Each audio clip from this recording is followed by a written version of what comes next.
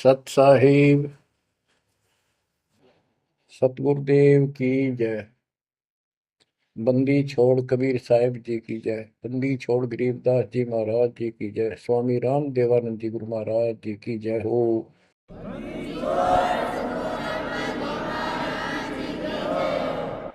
सर्व संतों की जय, सर्व भक्तों की जय, धर्मी पुरुषों की जय।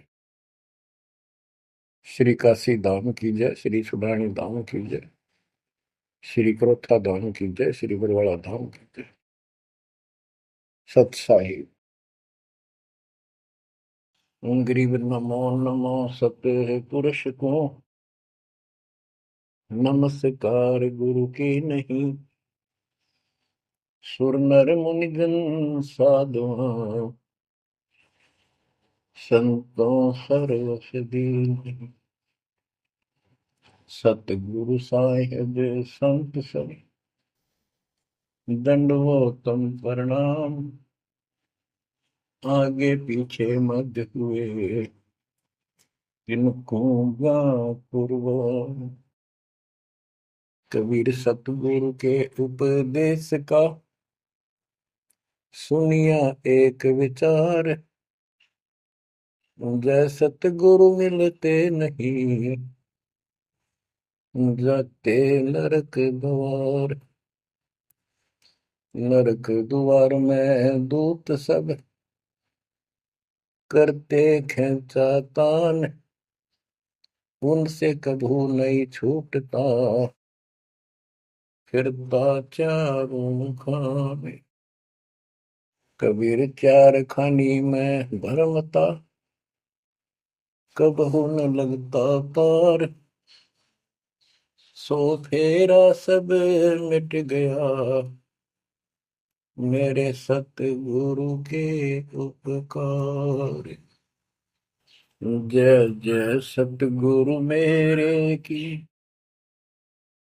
जय जय सतगुरु मेरे की।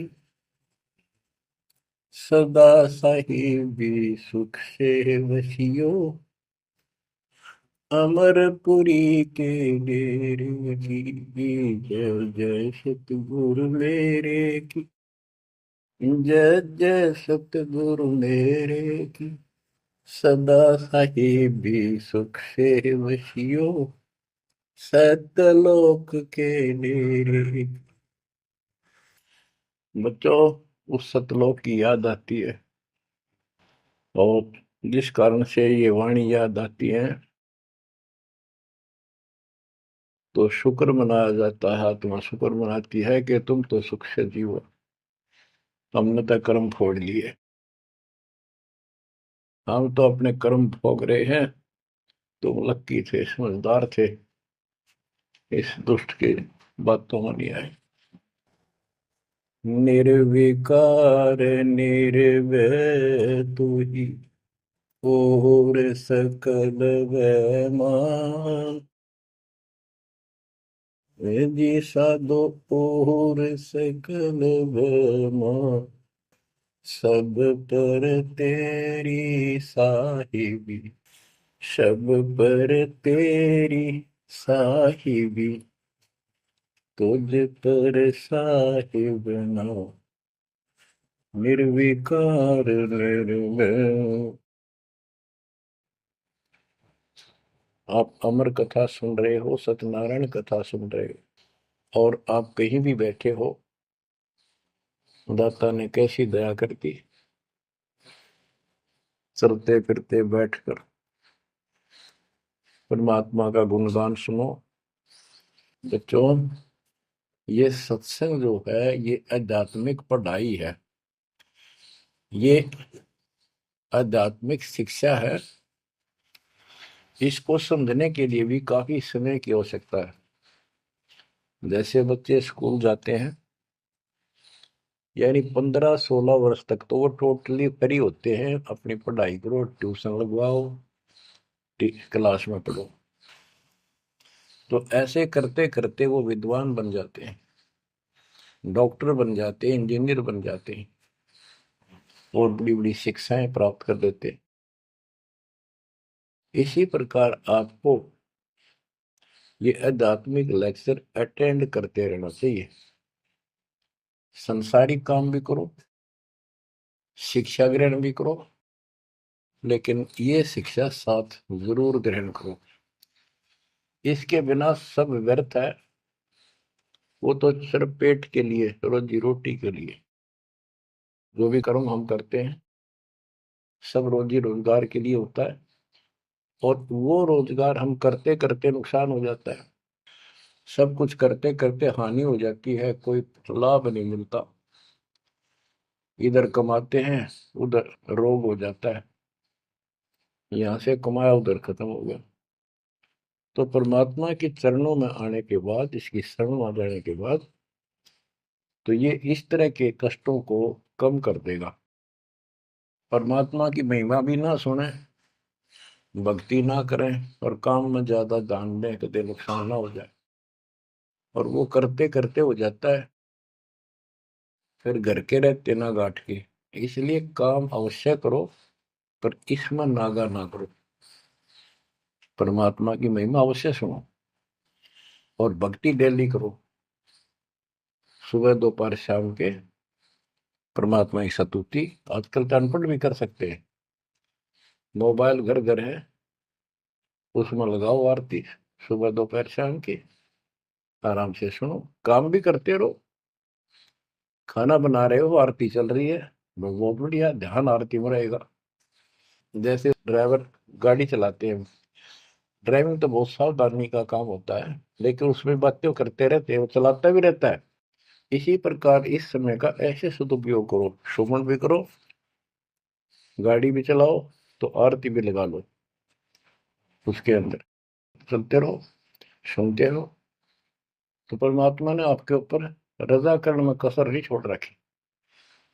और अब आप भी चौकस हो जाओ, सतर्क हो जाओ, समर्पित और दृढ़ हो जाओ। बच्चों, अपने को अपने घर का ज्ञान हुआ, अभी तक तो हमारे को अध्यात्म का सिर पैर भी ज्ञान नहीं था। और जब तक बच्चों हमें विश्वास नहीं होता कि परमात्मा कौन है, इसका प्रमाण कहाँ है, कहाँ प्रूफ है, और हमारी आत्मा इस बात को नहीं स्वीकार कर लेती क्या सचमुच यही सत्य है, तब तक हम भक्ति भी करते रहते हैं और आत्मा अस्थिर रहती है, मन अस्थिर रहता है। कोई भी कोई साधना बताता है, हम उसी को करने के लिए तत्पर हो जाते हैं। वो पहले वाली तो छोड़ते नहीं, और भी शुरू कर देते, क्योंकि हमें चाह है परम पिता की। हमें इस बात का एहसास है कि एक शक्ति है जो हमारे दुखों का निवारण करती है, किस्मत से भी अलग देती है। किस्मत में दुख आया, प्रारब्ध में कष्ट हुआ, तो हम उसके निवारण के लिए किधर झाड़ फूक वालों के पास, कहीं हाथ दिखाने गए, कहीं पहाड़ों पर किसी ने बताया वहां गए, व्रत रखने को कहा वो रखा। हमने हर तरह से कोशिश की कि कोई सुख प्राप्त हो, ज्यादा धन प्राप्त हो, लेकिन ऐसा कुछ नहीं हुआ। वैसे कभी इत्तेफाक से कोई दाव लग गया, कोई हटकर कोई ऐसा लाभ होता दिखा हो गया, वो होना तो था कर्म का, प्रारब्ध में आ गया कोई, और वो सूत बैठ गया, और हम और दृढ़ हो गए उन्हीं पूजाओं पर, उन गलत साधनाओं पर जो गीता में मना कर रखा है। दास अपनी बताता है, ये आपके साथ भी अवश्य हुई है, आपको अब एहसास होगा। जैसे दास बचपन से रामकृष्ण और विशेषकर विष्णु जी का, कृष्ण जी का विशेष भक्त रहा है, इसके साथ हनुमान जी के प्रति भी लगन में, तड़प में, चाह में कोई कमी नहीं थी।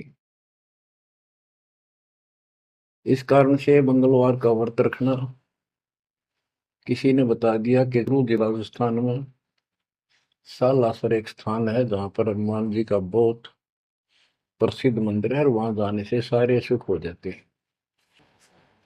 तो दास सिरसा सर्विस करता था। हरियाणा का एक शहर है, पंजाब से सटा हुआ डिस्ट्रिक्ट है।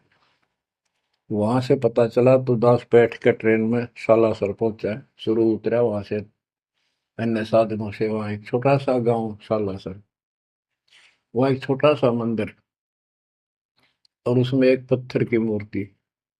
उसकी शक्ल भी ठीक सी कोई ना, हनुमान का वो आइडिया लगाया जाता। उस समय, ये सन 1978 की बात है। ऐसा कोई वहां पर ज्यादा भीड़ नहीं होती थी। हम सुबह आराम से दर्शन कर लेते थे। हद से हद 500-400 आदमी जाते थे। फिर देखते देखते 10 साल में वहां पर टेढ़ी मेढ़ी लाइन बनने लगी, यानी 4-4 घंटे में नंबर आने लग गया। और उस दौरान जैसे भी कोई राहत मिली, जैसे सर्विस लगी, पढ़ते थे, पास होते चले गए, हनुमान जी और श्री कृष्ण की जय जयकार। और जैसे हम पढ़ते थे, पास होते चले गए।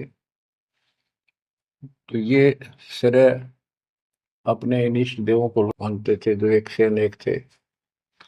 श्री विष्णु भगवान, कृष्ण जी, श्री राम जी और हनुमान जी, शंकर भगवान जी। यानी शंकर भगवान जी कोई पीछे नहीं रखते थे। और ये बता रखा था अगर माँ की भक्ति नहीं करनी, इसको विशेष ध्यान नहीं देते थे इसके ऊपर। फिर भी पास हुए, सर्विस लगी, पुत्र प्राप्त हुआ। फिर पुत्री संतान होती चली गई और इतनी खुशी हुई कि सारा कुछ हनुमान जी ने, श्री कृष्ण जी ने, विष्णु जी ने कर दिया। और ये देख रहा है दास के जो कबीर नास्तिक है उनके भी ये सुख हो रहे थे। तो बात ये है, अब पता चला कि ये साधना वो सुख देने की थी नहीं जो हम इनके सिर कर रहे थे। यकीन से होगा, इनको श्रेय दे रहे थे। तो बच्चों, कबीर पीछे लग गया जाऊं था मैं लोक वेद के साथ, मार्ग में सतगुरु मिले, दीपक ले दिया हाथ। इस भक्ति के सफर में हम लोक वेद के आधार से इधर उधर भटक रहे थे, सही मार्ग मिला नहीं था और कभी भी मंजिल प्राप्त नहीं कर सकते थे। ठीक है, हमारी तड़प थी तो भगवान भी मिले। जैसे वेदों में प्रमाण है, ऋग्वेद मंडल नंबर 9, सूक्त चमन, मंत्र 3 में, कि परमात्मा सबसे ऊपर के लोक में बैठा है। फिर ऋग्वेद मंडल नंबर 9, सूक्त 82, 1, 2, 3 में, ऋग्वेद मंडल नंबर 9, सूक्त 86 के 26-27 में। तो ये बताते हैं कि परमात्मा अच्छी आत्माओं को मिलता है, वहां से गति करके नीचे आता है, उनके संकट दूर करता है, उनको सच्ची राह दिखाता है अपने मुख कमल से। ऋग्वेद मंडल नंबर 9, सूक्त 96 के 16 से 20 तक, ऋग्वेद मंडल नंबर 9, सूक्त 94 का मंत्र 2, 95 का मंत्र नंबर 1। इन सब में मिलाकर एक निष्कर्ष निकलता है कि परमात्मा ऊपर से गति करके आते हैं और यहाँ अच्छी आत्माओं को मिलते हैं। एक कविता, काव्यों यानी लोकोक्तियों, शब्दों, वाणियों, साखियों के माध्यम से अध्यात्म ज्ञान अपने मुख कमल से बोलकर सुनाते हैं। और वो एक कवि की तरह आचरण करते हुए वर्जम घूमते फिरते और अपने मुख कमल से वाणी बोल करके भक्ति की प्रेरणा करते हैं और गुप्त भक्ति के, परमात्मा की साधना के गुप्त मंत्रों को आविष्कार करते हैं, मंत्रों का आविष्कार करते हैं। जैसे गरीबदास जी ने बताया है, कबीर साहब बताते हैं, गरीब सो हम शब्द हम जग में लाए, सार शब्द हमने गुप्त छिपाए। यानी सोहम शब्द किसी भी ग्रंथ शास्त्र में, जिनको हम शास्त्र मानते रहे हैं 600 साल पहले पहले, उनमें नहीं है। और सोहम नाम का प्रचलन बहुत पहले से चल रहा है, पर इन किताबों में नहीं था। क्योंकि कबीर साहब कहते हैं, हम बैरागी ब्रह्म पद सन्यासी महादेव, सो हम मंत्र दिया शिव जी को करे हमारी से। उनको ज्ञान समझा सबको। ज्ञान इतना गजब का है, एक बार आत्मा जरूर पकड़ लेती है और नाम की भी इच्छा करती है, तो उस समय जब परमात्मा अपने ज्ञान सुना रहे होते हैं, काल निकल जाता है उस आत्मा से, और आत्मा ध्यान से सुनती है, सत्य मान लेती है। तो इन्होंने ब्रह्मा जी ने, विष्णु जी ने, शिव जी ने, सबने नाम दे दिए। इनमें सॉफ्टवेयर लगा दिया परमात्मा ने। विष्णु जी में हरियम का, शिव जी में सोम का, ब्रह्मा में ओम का, और वही आज हमारे को लगा दिया। अब हम अपना काम इनसे डायरेक्ट ले रहे हैं।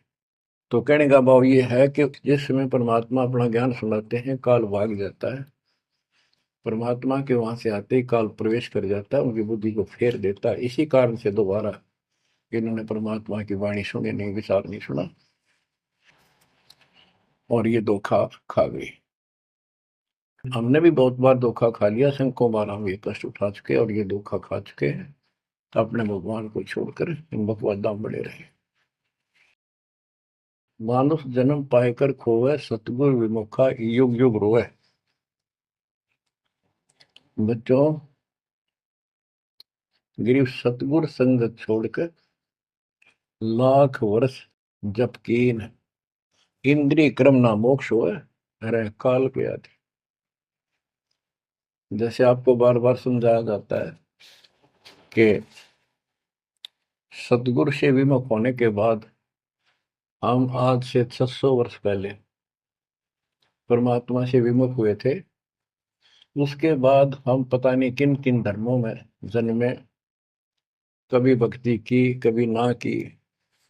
भक्ति करते थे, वह भक्ति ही नहीं थी, लेकिन मालिक फिर भी हमें उन प्रत्येक मानव शरीर में मिले हैं और सच्ची राह दिखाई है। हमने कुछ दिन की साधना अवश्य की है, फिर छोड़ दी, और जिसके कारण परमात्मा हमें चार्ज कर गए। उस चार्जिंग के कारण आज तक आपके हृदय में मालिक की चाह और भक्ति की तरफ बनी हुई थी, और मनुष्य जीवन मिलते रहे। क्योंकि हम 600 साल पहले गुरुद्रोही नहीं हुए थे, सतगुरु विमुख हो गए थे। सतगुरु विमुखा युग युग रोवे, मानुष जन्म पाकर खोए। एक उदाहरण देता हूं। एक राबी नाम की लड़की, जिसको राबिया भी कहा, मुसलमान धर्म में जन्मी। वह पिछले सतयुग से मालिक के उनके साथ लगे थे, अपनी बेटी को, अपनी आत्मा के। गरीबदास जी ने बताया है कि कबीर साहब बताते हैं, दो दिन मेरी शरण है। यानी एक बार किसी युग में, चाहे वो 10 दिन भी नाम ले ले, फिर छोड़ दिया वो, मालिक उसको अपने खाते में लिख लेता है। और फिर उसको धीरे धीरे धीरे धीरे, देखो अपने पिता को, देखो हमारे लिए कितना कष्ट उठा रहे हैं। उसको धीरे धीरे चार्ज करते रहते हैं, चार्ज करते रहते हैं, भक्ति की तरफ जन्म जन्मांतर बढ़ाते रहते हैं।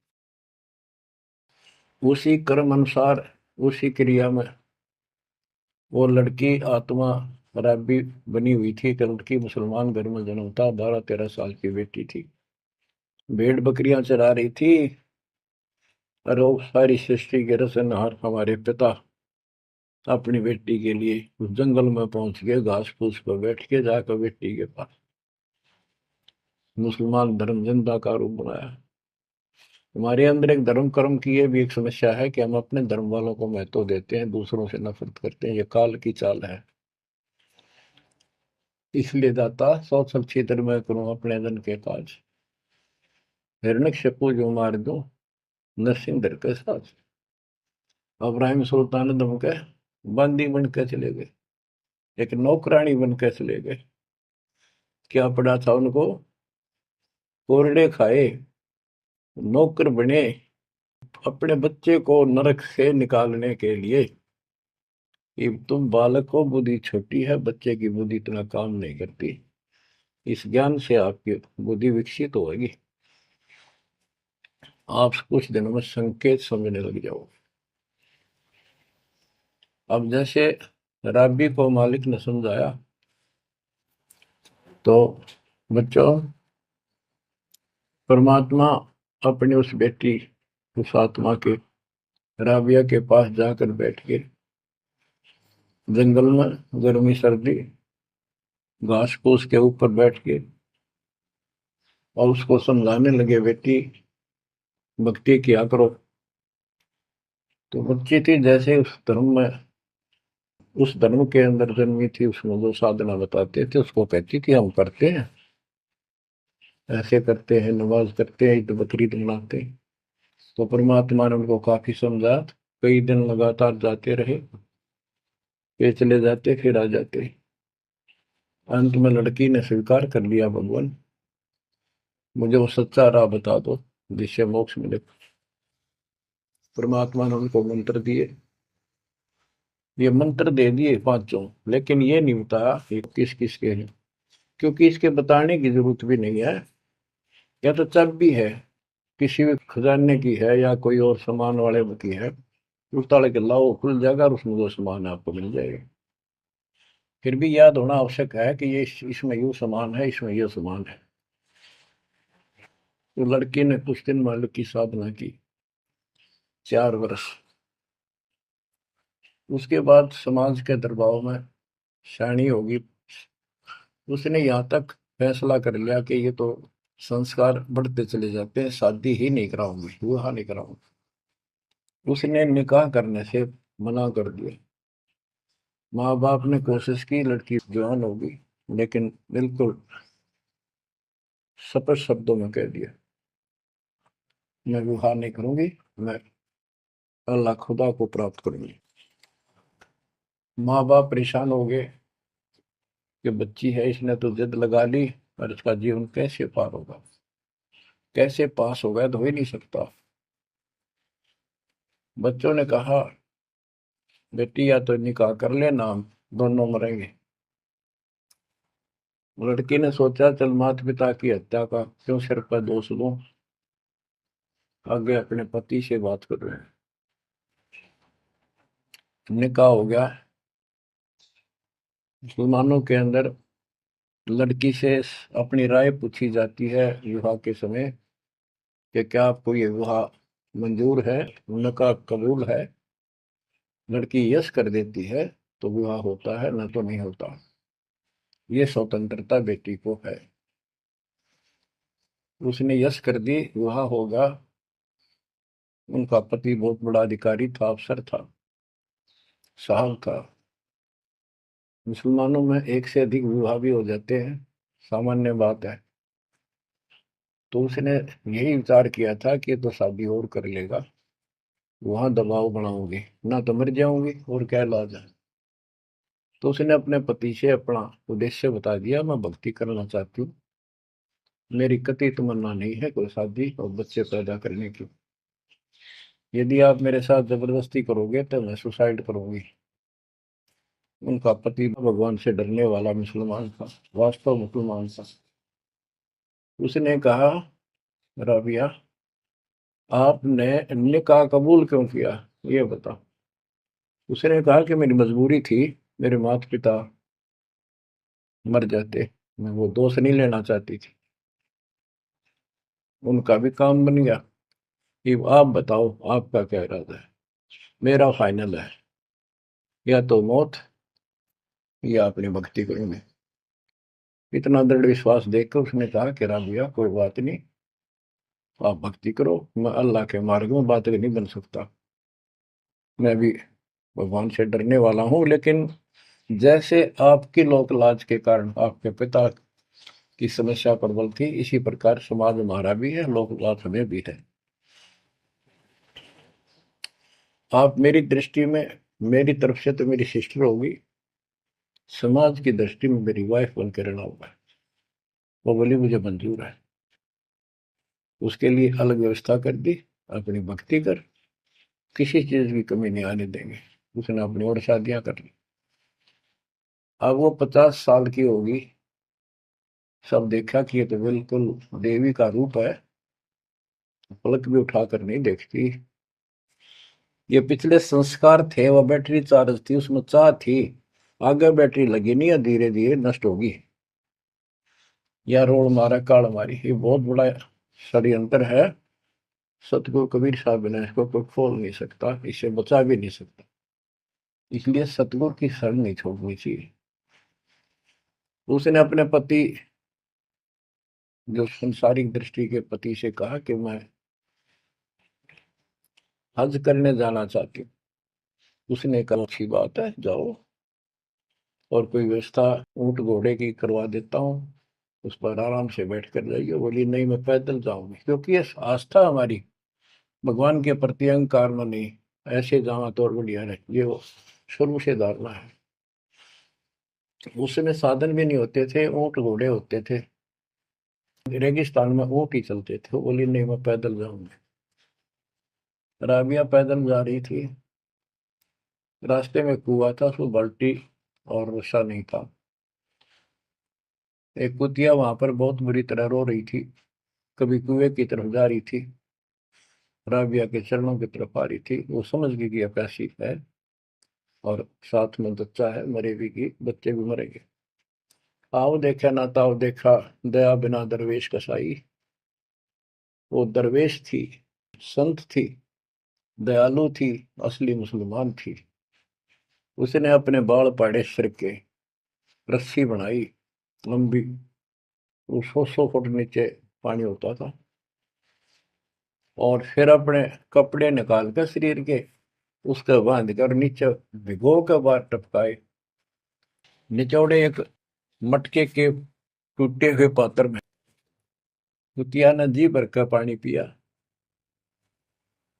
और लड़की ने अपने जो सिर के बाल पाड़े, थोड़ा बहुत खून निकला था, रक्त, ब्लड को साफ किया, कपड़े पहन लिए, मक्का के लिए चलने लगी। वो मंदिर उठ के मक्का कुएं के साथ आकर खड़ा हो गया। लड़की ने तो जाना ही मक्का में था, एकदम प्रवेश कर गई। उधर इब्राहिम सुल्तान अदम की पहले बॉडी में वो आत्मा गई हुई थी, क्योंकि परमात्मा उनको भी प्रेरित करते हुए आ रहे थे। जो इब्राहिम सुल्तान अदम बाद में सम्मान बना,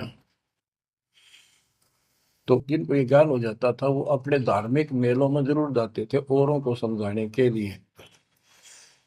तो इब्राहिम सुल्तान अदम वाली आत्मा वहां गई हुई थी, लोगों में चर्चा हुई, वे मक्का गया कहाँ, हद होगी, मंदिर ही नहीं है यहाँ पर।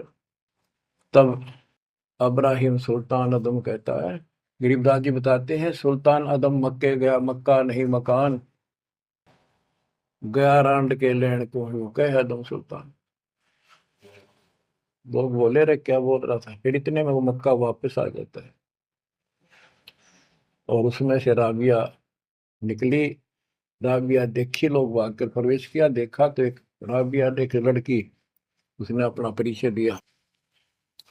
पूरे मुसलमान समाज में ये बात फैल गई, चर्चा का विषय बना कि भक्ति हो तो राबी जैसी, भक्ति हो तो राबी जैसी, जिसके लिए मक्का उड़कर चला गया जहाज के समान, एयरप्लेन के समान। तो वह हज के लिए गए हुए व्यक्ति इब्राहिम सुल्तान से बोले, अरे भले आदमी, तो एक देवी को क्या कह रहा था, गया रांड के लेने को, नु कह तुम सुल्तान एक नकमी आत्मा को ये मक्का लेने गया है। तेरा तो भाई दिमाग खराब हो गया, ऐसी देवी के बारे में ऐसे शब्द बोले, तुझे पाप लगेगा, दोजख में जाएगा। तब उसने उनको बताया, ये कभी आत्मा इसके लिए आए थे, इसको वहां मिले थे ऐसे ऐसे, और इसने वो सत भक्ति छोड़ दी, क्योंकि परमात्मा साधु रूप में कहीं प्रकट हो जाते हैं, ये उनका एक नियम है, अच्छी आत्माओं को मिलते रहते हैं। तो उस इब्राहिम सुल्तान वाली आत्मा को बताया था कि ऐसे एक राबी नाम की बेटी है, उसको भी मैंने ज्ञान दिया, पर नालायक ने वो भक्ति छोड़ दी दुख पाव में। तो उसने बताया कि इसको सत भक्ति मिली थी, डरे डोना ही है यार, उस पिछली साधना के कारण ये सब कुछ हो रहा है। परंतु उन लोगों के अवन में कहाँ समाने वाली थी अब बात, दो अक्षरों में। उस जीवन को पूरा करके वो लड़की, वो आत्मा अगले जन्म में एक बांसुरी नाम की लड़की बनी, जन्म हुआ। धार्मिक शब्द सुनाया करती थी, बड़ी परमर्थ की प्रेरणा थी, उसमें भी अनमैरिड रही वो। और यहां तक विचार कर लिया कि ये सुना है मक्के में जो मरता है वो सीधा जन्नत में जाता है, स्वर्ग में। तो इससे बड़ी अवसर कहाँ मिलेगा, अगर दोस्ता होगी। मक्के में अपनी गर्दन काट दी और चढ़ा दी, सब जगह ये चर्चा होगी, भाई बांसुरी तो जन्नत में जाएगी, सीधे दरवाजे खुले हैं। अब बताओ, वो तो लोकवेद था, तत्व ज्ञान क्या कहते। उसके बाद वो लड़की अगले जन्म में फिर लड़की रूप में जन्मी, युवा होकर वैश्या का जीवन दिया, सारा जीवन गंदे कर्म करो, एक भी अच्छी सोच नहीं थी। छोड़ दिए कर्म काल ने, मानुष जन्म पाकर खोए, सतगुर विमुखा युग युग रो। वो फिर मर गई उस गंदे जीवन को भोग के, पाप इकट्ठे करके ढेर ला के। उस 3-4 साल की साधना से उसको मनुष्य शरीर मिलते रहे। उस दौरान परमात्मा ने कोशिश की, लेकिन वो रंग में रंग चुकी थी। बांसुरी वाले में खुद गायक बन गई, लोग प्रशंसक हो गए, बड़े बड़ी अल्लाह का ज्ञान सुनाती है। और वैसा बनने के बाद उसी कर्म वैसे फूट लिए, अच्छे बात समझ में नहीं आई। वो फिर मृत्यु को प्राप्त हुई, वैसा का जीवन, गणका का जीवन वो कर, फिर वो शेख तकी नाम के एक धार्मिक मुसलमान पीर के घर जन्म लिया बेटी के रूप। 11 वर्ष की, 12 वर्ष की आयु पूरी करके वो मर गई, समय संस्कार पूरा हुआ। परमात्मा कहते हैं, सोच अच्छी दर मैं करूं अपने जन के काज, उस आत्मा को फिर अपने चरणों में लेना था, अपनी प्यारी आत्मा। जो जन मेरी शरण है ताका हूं मैं दास, केल के लाग्या करूं जब तक धरती आकाश। तो कारण बनाया, शेख तकी के मन में ये धारणा पैदा की कि राजा सिकंदर लोदी से, जो उसका धार्मिक पीर था शेख तकी, उसने कहा कि आप कहते हो इसने, कबीर ने रामानंद जी को जीवित कर दिया, गर्दन काट दी थी आपने, और आपका जलन का रोग ठीक कर दिया, कमाल जिंदा कर दिया। वो तो वैसे उसमें सदमे में था, वो ऐसे वैसे हो जाता, इत्तेफाक उसको जीवित होना था, इसका कबीर का नाम बन गया। जब जानू मैं इसको, मेरी बेटी को जिंदा कर दे जो कब्र में दबी हुई है, 15-20 दिन हो गए। तो कबीर साहब से कहा गया, कबीर साहब ने कहा कि आसपास के लोगों को बता दो कि आ जाओ, एक कमाल होगा। उस शेख तकीर ने ढिंढोरा पिटवा दिया कि इसकी बेइज्जती हो तो छक्का हुआ है, मूर्ख बना रहा। उधर कबीर साहब ने कह दिया कि भाई खूब बुला लो, आस पास जितने बुला सकते हो, सबके सामने देखते हैं परमात्मा की क्या रजा होती है। हजारों व्यक्तियों के सामने कबीर साहब ने कहा, एक शेख तकी की बेटी जीवित हो जा। कब्र खुलवा दी, उसमें शव पड़ा था। कहा, एक शेख तकी की बेटी जीवित हो जा, लड़की नहीं जीवित हुई। फिर दोबारा कहा, फिर भी जीवित नहीं हुई। शेख तकी नाचन लग गया, खुल गई पोल डोगी की। देखो ये बकवास करता था, सुन लो भाई, है डोंगी पाखंडी झूठा। तो परमात्मा ने कहा कि शेख तकी तू कोशिश कर ले। तो और दूसरे बोले, जी ये कुछ करने जोगा होता था, अपनी बेटी ने कौन मिट्टी में दाबा है, आपका दया करो।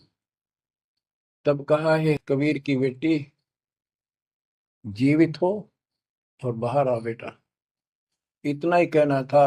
सारा शरीर में कंपन हुई, डेड बॉडी जीवित होगी और उठ के बेटी बाहर आ गई। मालिक के चरणों में मस्तक टेका। 1.5 घंटा तक अपनी पिछली गलतियां और कबीर भगवान की समर्थता सबके सामने बताई और कहा कि ऐसे ऐसे मुझे ये भगवान मिले थे अल्लाह, ये खुद अल्लाह अकबर हैं, पूरी सृष्टि के रचने वाले, सबके दुख दूर करने वाले। मेरे कर्म फूट गए, मैं इनको छोड़कर ऐसे ऐसे गंदे जीवन जी के मैं आज फिर इनकी कृपा हुई, मेरा कोई मनुष्य जीवन शेष नहीं था। पशु पक्षी बनने वाली लाइन में खड़ी थी, ये परमात्मा वहां पहुंचे और धर्मराज के दरबार से मैं मुझे पेश किया, वहां से मेरे कागज निकाल दिए और मुझे साथ लेकर यहाँ आके छोड़ा है। बोलो सतगुरु देव की जय हो, बद्दी छोड़ कबीर साहिब की जय हो।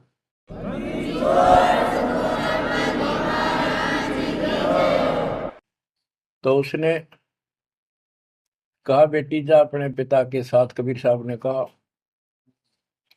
शेख तकी के साथ। वह बेटी बोली मुझे अपना पिता मिल गया, अपना मालिक मिल गया,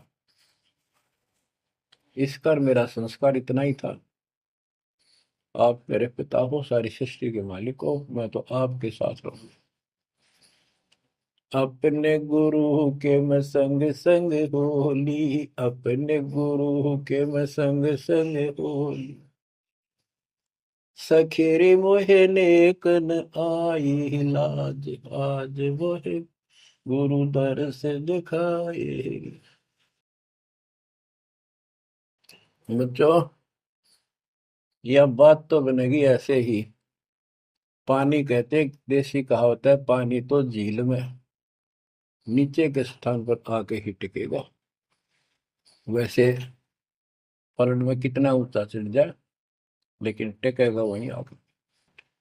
मन का तूफान बकवादों का, कहीं धक्के खा लो, आके बात बनेगी सतगुरु शरण। तो कहते हैं गरीबदास जी का है, गरीब सतगुरु संगत छोड़कर लाख वर्ष जबकि इंद्री कर्म ना मोक्ष हो, रहे काल के आखी। सतगुरु पूर्ण संत की संगत छोड़कर चाहे लाख वर्ष तक ये जप करते रहियो, चाहे ये जाप करते रहना, इसका कोई यूज नहीं होगा, क्योंकि कनेक्शन कट चुका होगा, मर्यादा भंग होगी। गुरु बिन माला फेरते, गुरु बिन देते दान, गुरु बिन दोनों निष्फल है, वो व्यर्थ जाएंगे। बच्चों, परमात्मा हमारे लिए भटक रहे हैं, इन पिछली गलतियों से सबक लो, इनको फिर से ना दोहराना। जैसे आपको बताया है कि कबीर भगवान है, ये सारी सृष्टि के रचने वाले हैं, ये हमारे पिता, हमारे जनक है, हमारे कष्टों को दूर करने वाले संकट मोचन यही है। लेकिन हम इनको छोड़कर अन्य उपासना करते रहे हैं। जैसे गीता अध्याय 16 श्लोक 23 और 24 में स्पष्ट कर दिया है कि शास्त्र विधि को त्याग कर जो अपनी मर्जी से, इच्छा से मनमाना आचरण करते, मनमानी साधनाएं करते हैं जो शास्त्रों में प्रमाणित नहीं है, उनको न तो कोई सुख हो, न कोई सिद्धि प्राप्त हो, कार्य सिद्ध हो जिससे, और न उनकी गति यानी मोक्ष हो। तो भक्ति करते इसी के लिए है। ये तीनों नहीं हुए तो उस भक्ति का फायदा क्या, जड़े ढोने वाली बात। तो बच्चों, आपको बताया, सभी वेदों और ग्रंथों से सिद्ध कर दिया कि कबीर भगवान है। वेदों को तो पूरा विश्व मानता है और हिंदू समाज तो इस पे कुर्बान है। उसके बाद दूसरा नंबर गीता, वेदों से भी प्रथम आ चुकी है वर्तमान में, क्योंकि इसमें ज्ञान बिल्कुल संक्षिप्त में और बहुत तिरपाई सीरीज में, तो इसलिए इनमें सबसे आपको प्रमाणित कर दिया कि कौन सी भक्ति करनी है, कौन सी ना करनी है। गीता अध्याय श्लोक 23 में तो 16 के 23 में तो बता ही दिया कि शास्त्र विधि को त्याग कर मैं नाटन करता हूँ, को कोई यूज नहीं। 24 में कहा कि इससे तेरे लिए अर्जुन शास्त्र ही प्रमाण है, कर्तव्य जो साधना करने योग्य है और अकर्तव्य जो ना करने वाली है, इन्हीं के आधार से करो। गीता अध्याय 9 श्लोक 25 में कहा कि भूत पूजने वाले भूतों को प्राप्त होंगे, पितर पूजने वाले पितरों को प्राप्त होंगे, देवताओं की भक्ति करने वाले देवताओं को प्राप्त होंगे, और मेरी भक्ति करने वाला मुझे प्राप्त होगा। अपनी साधना का पूरी गीता में 8वें अध्याय के 13वें श्लोक में एक मंत्र बताया है, ओम इति एक अक्षरम, ओम इति एक अक्षरम व्यवहारण माम मम ब्रह्म अनुसमरण। ओम इति एक अक्षरम मम मम ब्रह्म यह प्रयाति तजन देव से याति परमात्मा। मुझ ब्रह्म का केवल एक ही मंत्र है जिसका जाप करना अंतिम सांस तक जो इसकी साधना करता है वो मेरे से इस ओम से प्राप्त होने वाली गति को प्राप्त होता है। वो गति कौन सी है, इसके लिए आपको, क्योंकि ये एक लेक्चर है, पीरियड है जो दास आपको दे रहा है, और इसमें टीचर पहले दिन से लेकर 1 साल तक यह पढ़ावा है, तब जा करके बच्चों के दिल में स्वभावत है 100 बार पढ़ा ले तो भी पढ़नी पड़ती है, तभी उसके ऊपर विश्वास उतर जाता है, वो हृदय में जम जाती है। श्री देवी भागवत के 6ठे स्कंद में हिमालय राजा को देवी, वो देवी का परम भगत था, कुछ बातें नहीं हो रही थी, तो उसने कहा मुझे मोक्ष दो, धन तो बहुत दे दिया आपने, तो उसने कहा मोक्ष, ये झूठ बोले ने ज्ञान तो है नहीं, और उस भक्ति का ज्ञान इनको, क्योंकि इन्होंने वो खत्म कर दिया जो मूल ज्ञान था, सूक्ष्म वेद का वो पार्ट हिस्सा। तो इसने कहा कि ओम का जाप कर, राजा हिमालय से श्री देवी ने कहा, दुर्गा ने, ओम का जाप कर और सब बात छोड़ दे, वो ब्रह्म दिव्य आकाश रूपी ब्रह्म लोक में रहता, उस ब्रह्म को प्राप्त हो जाओगे, तुम्हारा कल्याण हो। गीता अध्याय 8 श्लोक 16 में बताया है कि ब्रह्म लोक में गए वे भी सब पुनरावृत्ति में है। गीता चारों वेदों का सारांश है, ये वेद है, जितना इसमें वेदों वाला ज्ञान है वो सत्य है, कुछ काल ने अपना मिलावटी किया है, वो अलग दिखाई देता है, वो केवल युद्ध कराने के लिए अटकलबाजी इसने की है, और बीच में अपना तड़का भी लगाया है, वो साफ निर्णय हो गया, क्योंकि सूक्ष्म वेद सब कुछ है, उससे सभी छट गया अलग अलग से, ये गलत है ये ठीक है। तो ब्रह्म लोक में गए हुए भी पुनरावृत्ति में पुनर्जन्म होता है। गीता अध्याय 4 श्लोक 5 में इसने स्पष्ट कर दिया, तुम तेरे मेरे बहुत जन्म हो चुके हैं, तू नहीं जानता नहीं है। गीता अध्याय 2 श्लोक 12 में यही 10 के 2 में बताया कि मेरी उत्पत्ति तो हुई है, लेकिन ये ऋषि देवता नहीं जानते, क्योंकि ये मेरे से उत्पन्न हुए।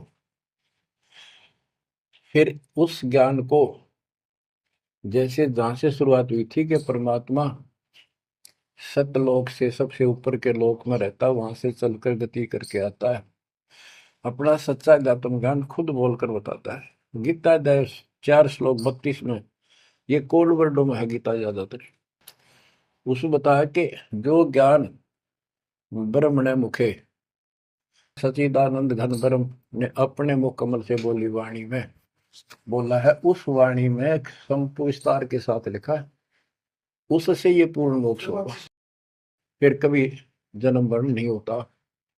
उसके बारे में चौथे अध्याय के 34वें श्लोक में कहा है कि उस ज्ञान को तत्वदर्शी संतों के पास जाकर समझ, उनको दंडवत प्रणाम करने से, कपट छोड़कर उनकी सेवा करने से वो तत्वदर्शी संत जो तत्व ज्ञान का उपदेश करेंगे।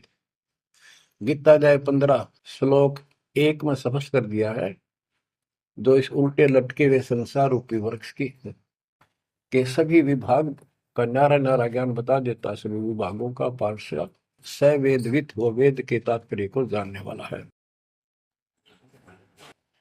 गीता अध्याय 15 श्लोक 4 में कहा है कि उस तत्व ज्ञान के प्राप्त होने के पश्चात उस तत्व ज्ञान रूपी शस्त्र से इस अज्ञान को काट के, यानी तत्व ज्ञान को ठीक से समझकर उसके पश्चात परमेश्वर के उस परम पद की खोज करनी चाहिए, जहां जाने के बाद साधक फिर लौटकर संसार में कभी नहीं आते। और उसी की भक्ति करो जिसने सारे संसार रूपी वृक्ष को बनाया है, सृष्टि रची है। बच्चों, ये है वो तत्व ज्ञान, ये है वो मूल ज्ञान, सार ज्ञान निष्कर्ष निकाल के रख दिया गया है। अब गीता बोलने वाले ने कहा है कि उस तत्व ज्ञान के अंदर सब कुछ निष्कर्ष है, उसको समझो।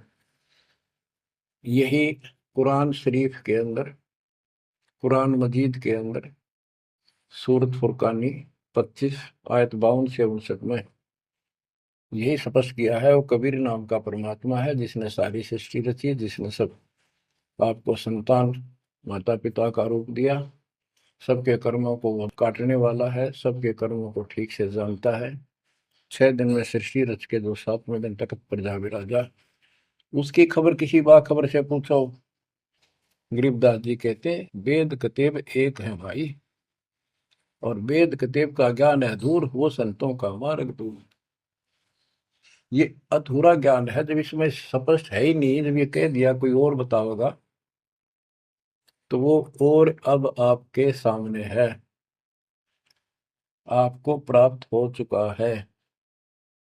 अब भी बच्चों नहीं समझोगे तो कौन सी विधि अपनाएं जो आपकी आंखें खोले। कबीर द्वार धनी के पड़ा रहे, धक्के धनी के खावे, 100 काल जो ही पर द्वार छोड़ नहीं जावे। अब आपने इतना करना है, इस ज्ञान को समझकर मालिक से दूर ना होना, सतगुर विमुखा मत हो जाना। इसमें आपको अच्छा लगे चाहे कोई कष्ट लगे, वो कष्ट भी गॉड गिफ्ट होगी। हो सकता है पता नहीं कौन सा पाड़ सा कष्ट आपका हल्के में टल रहा हो, पर जल्दी ना करया करो। और तो धरती पर कहीं जा रही हो तुम्हें कभी राहत नहीं मिलेगी। तो बच्चों, मानत ना मन मोरा साधो, मानत ना मन मोरा रे, बार बार मैं ये समझाऊं जग में जीवन थोड़ा रे, बार बार मैं ये समझाऊं जग में जीवन थोड़ा। दुविधा दुर्मति चतुराई में जन्म गया नर तोरा रे, अब भी आने में लो सत्संग में, करो गुरु ज्ञान पर गौरा रे। अब भी आने में लो सत्संग में, करो गुरु ज्ञान पर गौरा रे। शरण पड़े को गुरु संभाले, जाने का बालक भोला रे। कहे कबीर तुम चरण चित राखो, जो सोई में डोराए। कहे कबीर तुम चरण चित राखो, जो सोई में डोरा रे। मानत ना मन मोरा साधो, मानत ना मन मोरा रे, बार बार मैं ये समझाऊं जग में जीवन थोड़ा रे। बच्चों, जैसे धागा सुई में चिपका रहता है, ऐसे लटके रहियो परमात्मा के दास के चरणों, मोक्ष मिलेगा सत्साहिब।